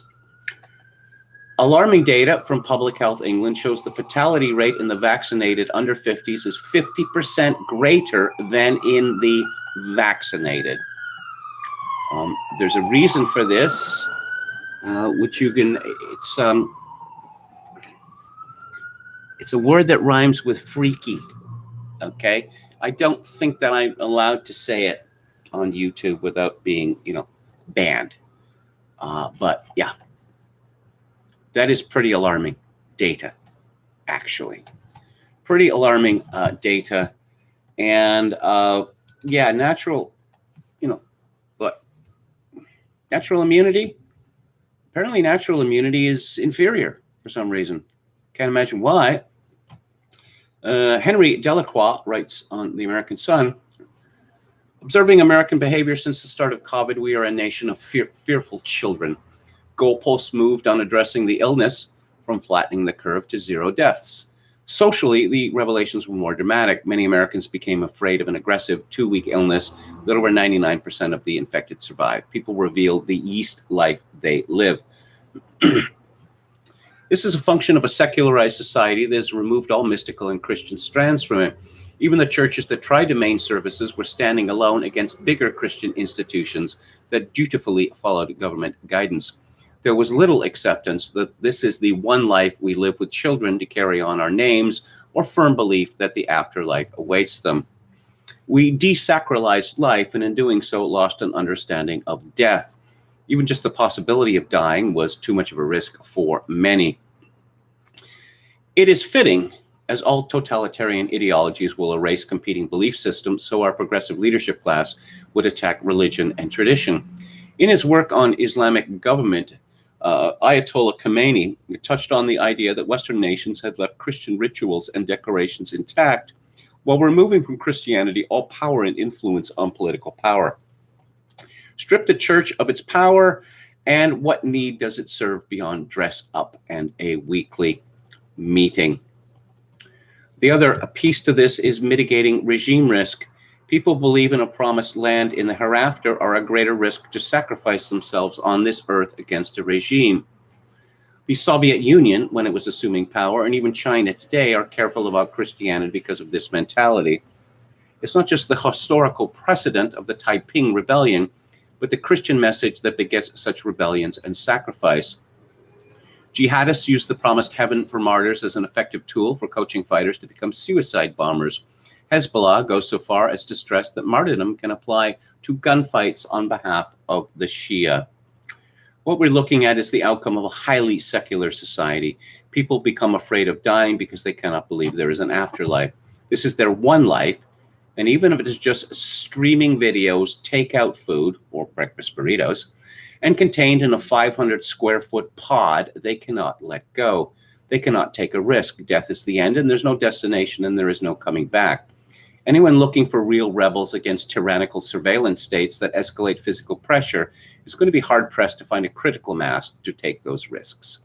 This is just what the modern regimes policing billions with tools Stalin would salivate over want. Again, this is from Henry Delacroix. It appeared today at theamericansun.com. Question before, and this is a question that we're going to be hearing a lot. We're going to have a crisis over this, or we're already in the middle of a crisis. Kathy Gingell writes at conservativewoman.co.uk. Last week, a TCW defending freedom writer Frederick Edward tweeted this eminently reasonable question. If the purpose of vaccination is to give antibodies, then why should he, as someone who's already had COVID, have the vaccine? Waiting for a non-BS answer, he said.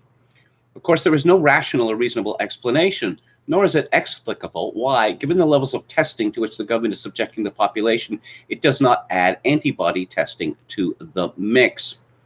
It is unreasonable, and Totzewicki, an American law professor, is determined to demonstrate this. In an article for the Wall Street Journal, he explains why he's suing his employer, the highly rated George Mason University in Virginia, a state institution which is mandating COVID vaccines. George Mason University is highly associated with libertarianism in the United States, as you may know. So this could be considered perhaps surprising. I don't know. In sum, it is that since he already has natural immunity, there can be no justification for a coercive violation of his bodily autonomy. And here we have a story from Canada.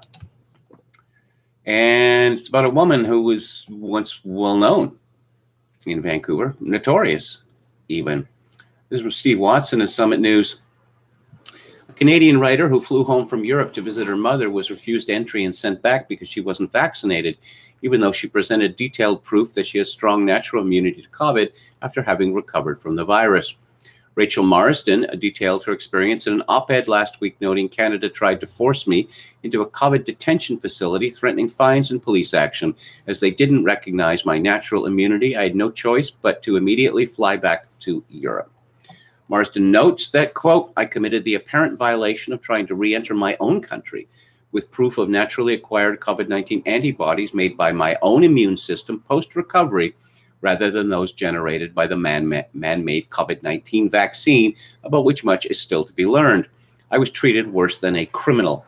I arrived at the airport with a negative PCR test from within the previous 48 hours, 2 positive COVID antibody tests from March and July, proving that I still had significant COVID antibodies post-recovery and a COVID immunity certificate written and signed by my French doctor to confirm this fact. According to her account, Canadian Border Security refused to accept anything other than proof of being fully vaccinated to enter the country without quarantining for over 2 weeks. The Canadian border officer refused to accept the antibody laboratory tests as proof that I had recovered and was immune from COVID. Marsden writes, adding that she was threatened with a $6,000 fine if she did not cooperate and attempted to leave the airport. Let's be clear.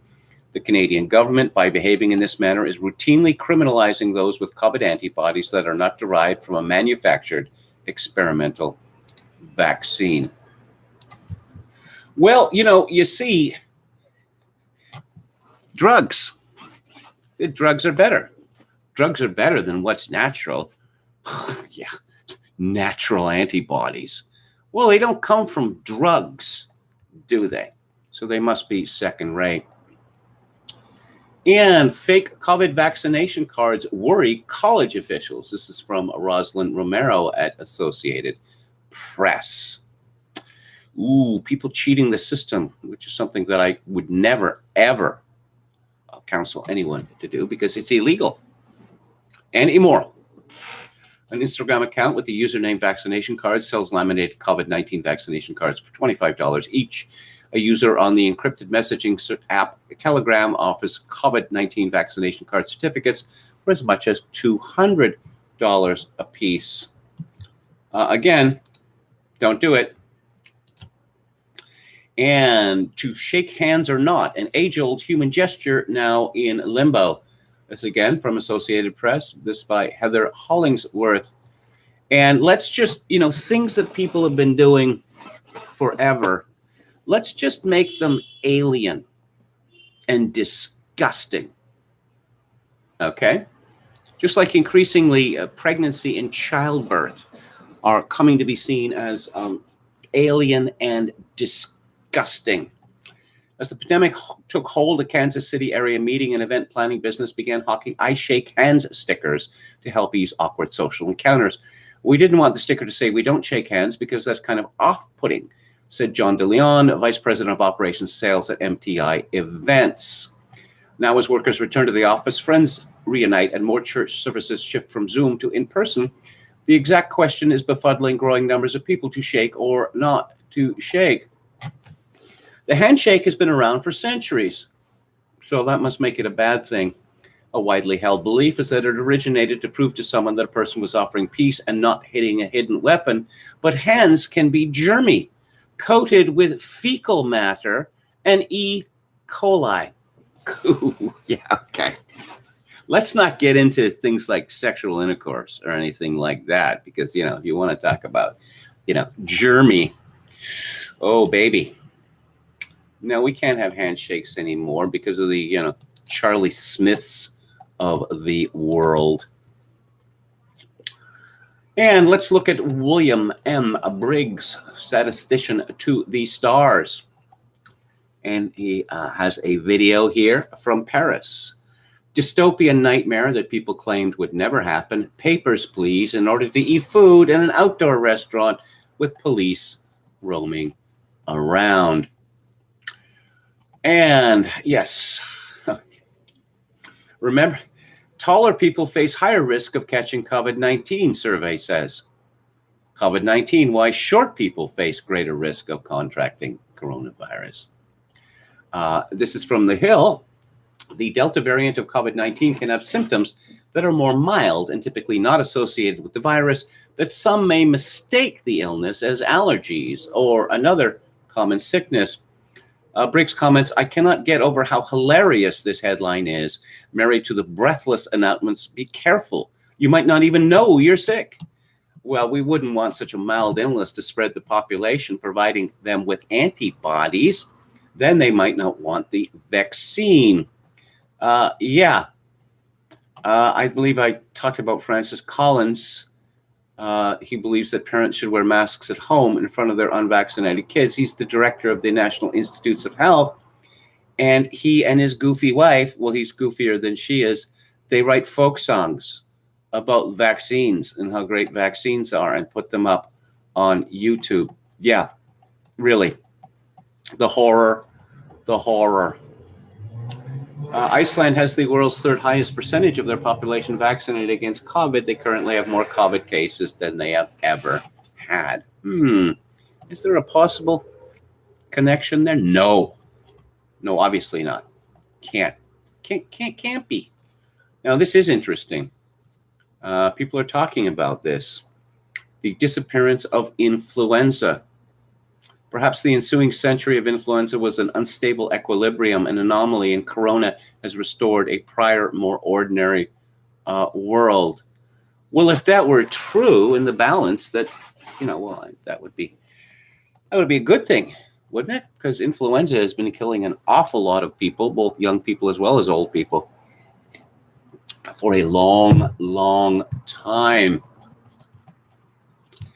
Let's go to Alex Berenson, who is now back on Twitter, but he fully expects to be banned anytime now. In fact, let's try to open up his site and see whether he is in fact banned. How are we doing here? Nope, not banned yet. How long before they just stop releasing data, he asks. In the US, it's already practically useless. Where's this from? The San Francisco Chronicle. An opinion piece. My husband had a stroke after his COVID vaccine. We gave our kid his shot anyway. Okay. Alex Berenson now has 100,000 Substack followers. Such a nice round number. I promise an impression of Molly Jong fast reading an A Slavic thread when I hit it. Also, you have some access to reality and facts when the Twitter censors get mad and dump me. A win. Win. Oh, you'll never guess the newest treatment for long COVID. Neurological stimulants such as Adderall, Dexedrine, and Ritalin have proved effective at improving energy and focus. Yay, speed. Speed is fun. Oh, new long-haul COVID clinics treat mysterious and ongoing symptoms. Yes, made-up disease. Expect lots more treatments to come now that NIH has a $1 billion research kitty set up. Only the beginning, no doubt. Just wait for the Facebook groups to get loud about how underfunded long COVID science is. Dr. Fauci on MSNBC today. I'm sorry, I know people must like to have their individual freedom, but I think we're in such a serious situation now that under certain circumstances, mandates should be done. Berenson comments, bulletin from Dr. Anthony Fauci. I know you think this is America, but I want my Nobel and my book deal, and if you peasants won't listen, I'm not going to get either one. So shut up and do what I say. I'm done being nice. Bulletin from Dr. Anthony Fauci. Of course, you're seeing everywhere that people who are not vaccinated must be punished in all sorts of ways. Forbidden from doing things. Oh, and we're going to take money from you, too. Again, yeah, it's time for the stick, apparently. And it's those evil white people, particularly Christians, evangelical Christians, who are responsible, even though, as it turns out, only 29% of blacks in America have been vaccinated. Now, why would that be?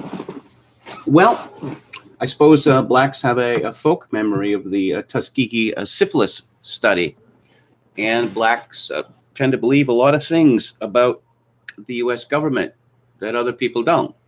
For instance, I think close to half of American blacks believe that AIDS was conjured up at Fort Meade, Maryland, in order to devastate the black population.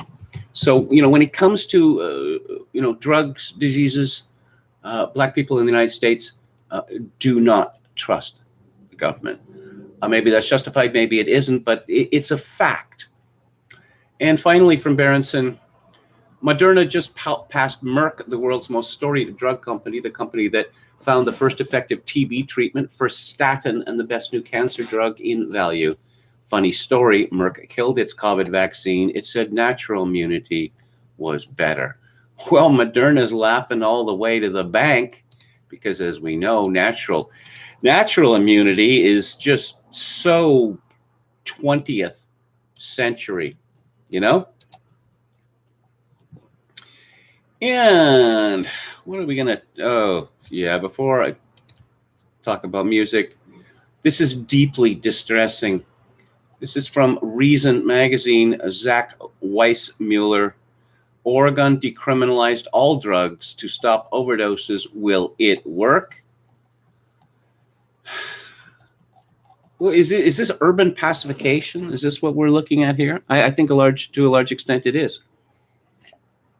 If people are doped up, the more people that are doped up, the less likely they are to, I don't know, complain about their lives, to get involved in politics, to actually attempt to change things. If you're doped up all the time, you don't really care about those things, do you? A Piece of American Greatness by Emina Milonik from August the 3rd. I'm going to recommend to you. It's called Through a Screen Darkly. In order to think freely once again, man must start to see the value in contemplative life. The experience of information consumption has undergone a drastic devolution. News works on the principle of transience, but if you will pardon the pun, this isn't news to anyone. In the past, most people were able to differentiate between current, fast-moving, and quickly changing events and true knowledge, let alone the question of wisdom. But these days, the pace at which everything is moving and the amount of untruth we're fed daily has contributed to an increase in alienation. I don't assume that everyone is living this experience to the same degree. Some probably don't consume much news, but without some considerable effort, the likelihood of total ignorance of mass culture is quite low. I also realize that it's easy to slip into nostalgia as we wish for moments of peace, thinking that things were better in the past. But wanting to have a healthier and spiritually rich life is hardly an unrealistic yearning for the good old days. This is quite a long article. Well, it's a fairly long essay, which I highly recommend. You know, the news has changed, or how people, experience the world, their knowledge of the world.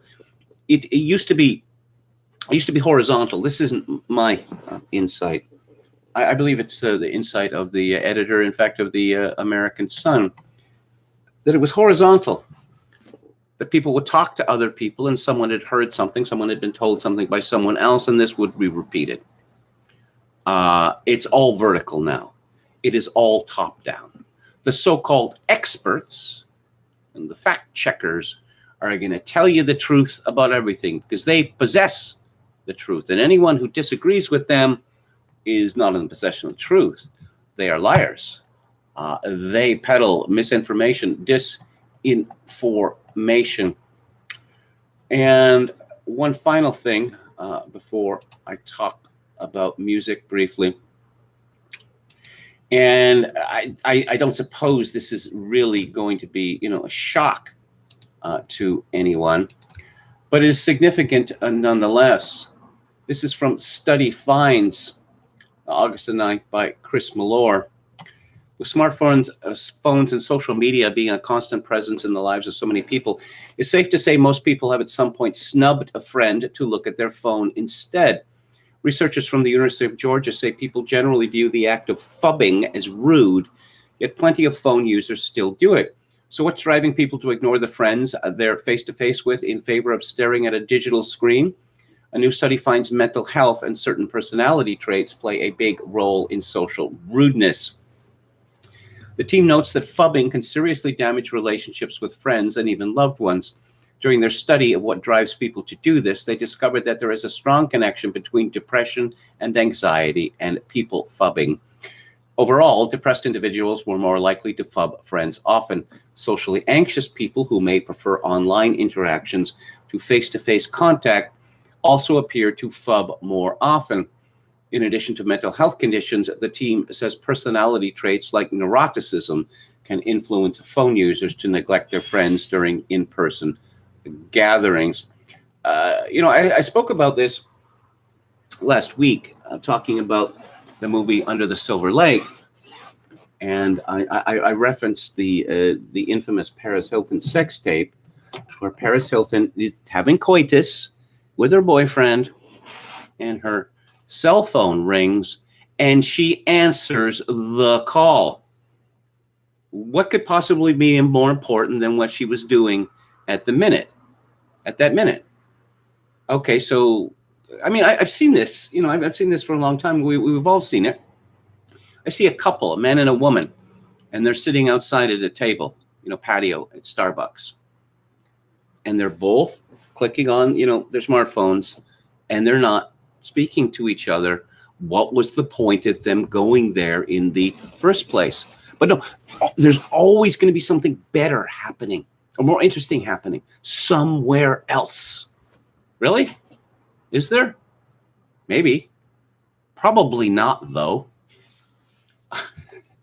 But no, you don't want to miss out on anything. But what is it that you're missing out on? I suppose that's the question. I wanted to talk a bit about Anton Brookner, who was born in 1824 and died in 1896. He's one of the most significant figures in the history of modern music. His music was largely neglected in his own time. I suppose from the 1960s and 1970s, it started to become popular. He's famous for his 9 symphonies. Yes, 9 is an unlucky number in music because of the number of composers who have died after finishing their 9th, or Brookner didn't actually finish his 9th. It has been finished. Of course, Brookner had early study symphonies, and you could say that Brookner wrote more than 9 symphonies, but you understand that musicologists, I mean, this is just a winner, right? You write your 9th symphony and then you die. In fact, Gustav Mahler, of course, wrote 9 symphonies.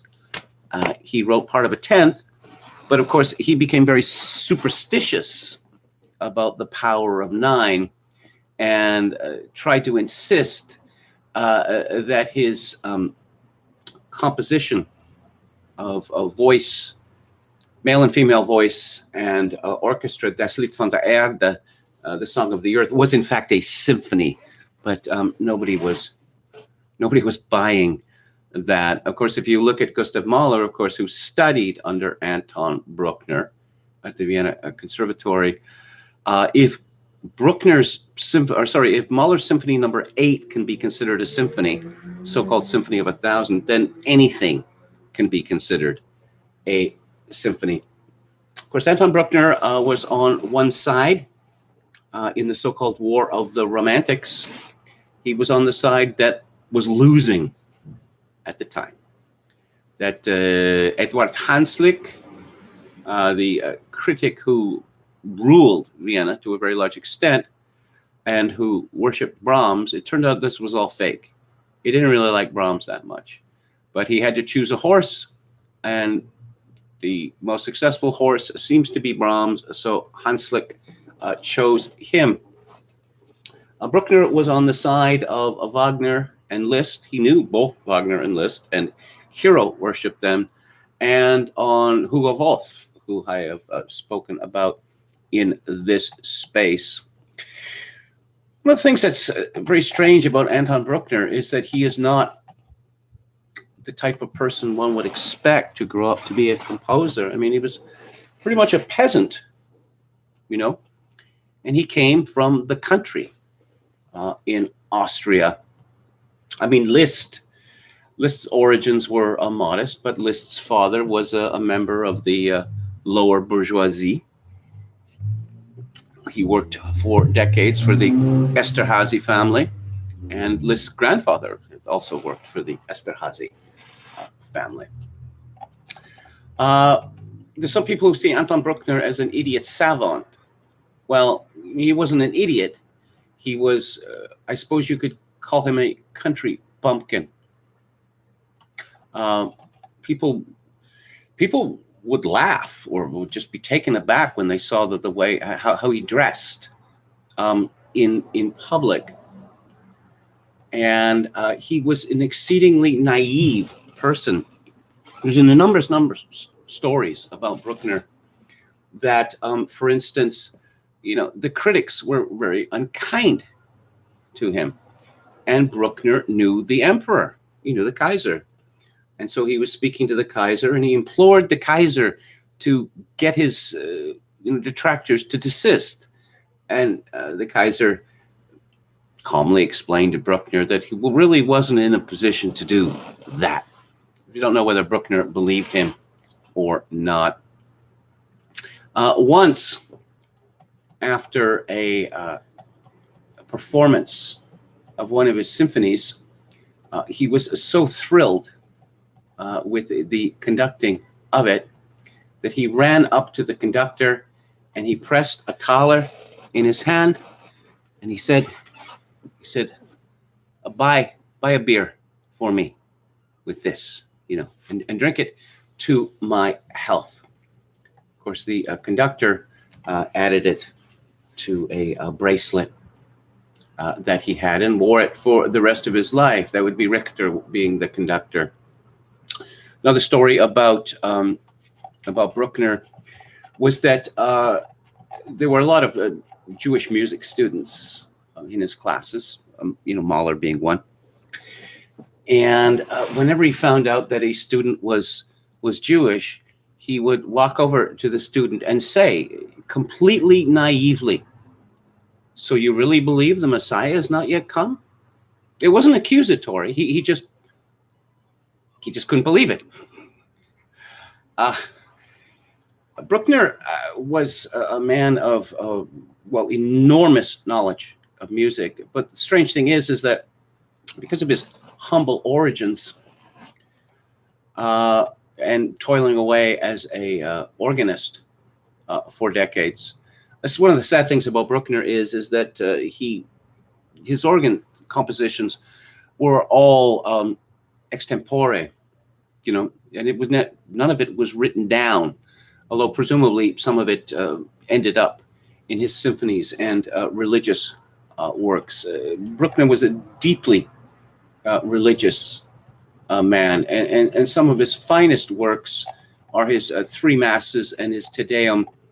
And I can highly recommend the recordings from Deutsche Grammophon by Eugen Joachim. Joachim is one of the great Brookner interpreters. Others would be Karajan, and more recently Daniel Barenboim.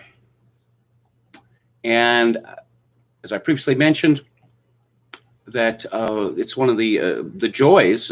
In some ways, these are bad days for classical music, but it is possible to buy outstanding recordings, box sets for very little money indeed.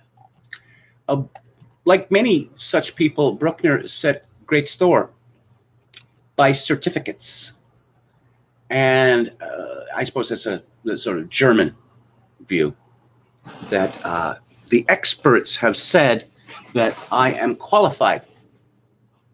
So, who could doubt that I'm qualified? And Brookner, as a result of his ceaseless chasing after certificates, he didn't really write much until, he was in his 40s. Of course, he had to support his mother. But there's a famous story, which happens to be true, that Brookner studied under Simon Sechter, who had taught Schubert. And so when it came for the final exam, he was given a test to extemporize over an 8-bar figure.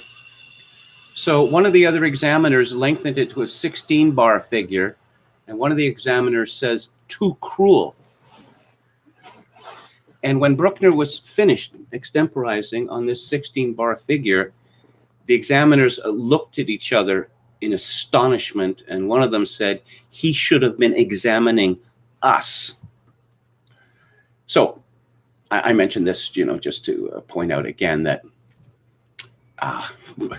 not an idiot savant, not at all an idiot savant. He never married. He was interested in pretty girls, particularly barmaids. He would propose to women, but he was so, how would I say, he was not good with women, and he was an odd fellow. I suppose that comes from living alone for so long. And he was, I suppose, he was hurt by this. That he never managed to find a wife, and he's otherworldly, I suppose, is the best way to describe Anton Brookner. Monumental is the best way to describe his music. It is bigger. It is bigger than anything that had ever been essayed before. And as a result of this, it took a long time for his symphonies to enter the repertoire. And then there is the famous Brookner problem, which is that Brookner had friends who were well-meaning, but after he wrote his symphonies, Haas and Novak, well, you've done this wrong. You haven't written this properly. Let me edit this for you. And this has made understanding of Brookner's music, well, and the collecting of it as well, something of a nightmare, because there are 2 or 3 versions, different versions, of almost every Brookner symphony, which is a real shame. And of course, if he hadn't become involved in these revisions of his work, he could have produced a great deal more. Now, I'll say this, that that Brookner's music is absolutely unique, that there is such a strong spiritual quality and such a grandness about it that I find it irresistible. And as I say, you can find complete sets for very little money of Brookner's music by Karajan or by Eugen Joachim and Barenboim. But if you had to start somewhere, I would suggest a 2 CD collection of 3 masses and the Te Deum on Deutsche Grammophon, conducted by Eugen Joachim. So those are some brief thoughts on Anton Brookner. Did Wagner and Brookner hang out? No. There's a famous story, I think it was his 3rd symphony, that Brookner was determined to dedicate it to Wagner, and he was awestruck in the presence of the master, and he kept asking the same question, in different fumbling ways. And finally, Wagner lost his patience, and he grabbed the manuscript and he scribbled on it, "Ja, our Wagner." When he met Liszt, he was almost trembling in adoration, and he insisted upon calling him based on one of Liszt's religious titles. Liszt, of course, took minor religious orders. Brookner is buried under the organ in the Sankt Florian Church in Austria. Let's see. I wonder what artists' obsession with lower-class women was all about. I've seen that so much. I don't know. Perhaps because,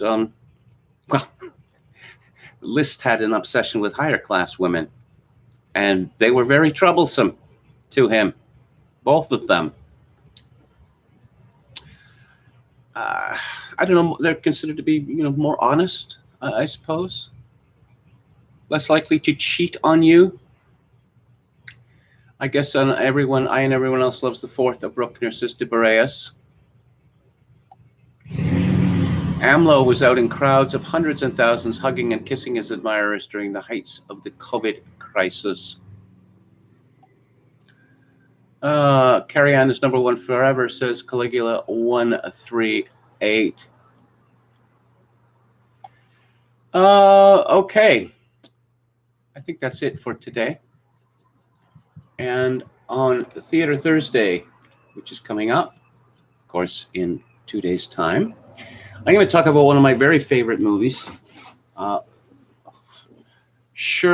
Maybe the most beautiful movie filmically ever made.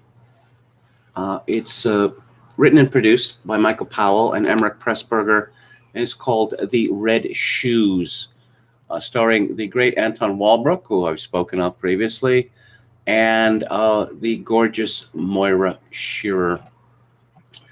A contemporary book I'm talking about on the book club, very good one. It's by Laura Dodsworth. It's called A State of Fear, and it's about, guess what? COVID-19. How politicians have decided to compel consent by terrorizing us to death. And next Monday, I'm going to be talking about Brian Eno, who was a long-haired weirdo fiddling about with synthesizers, and then he became a pop star, and then he kind of invented ambient music, and then he became a guru, considered by many, the wisest man in Britain. So a very singular life. I will be back on the air tomorrow at 4 o'clock Pacific, 7 p.m. Eastern. Thank you all for tuning in. If you like the show or any part of it, I'd appreciate it if you click on the like button and subscribe to my YouTube channel if you have not done so already. If you would like to make a donation to the live stream, and thank you so much for the recent donations, much appreciated. Very much appreciated further donations if that's possible.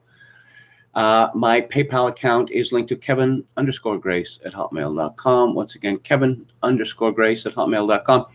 If you are in Canada, donations may be made directly via Interac at kevingrace@shaw.ca. And as always, I leave you with this. In these days of social atomization and civilizational collapse, I do dearly wish that you, my dear viewers and listeners, manage to forge a genuine human connection in order to ease the burden. Good night.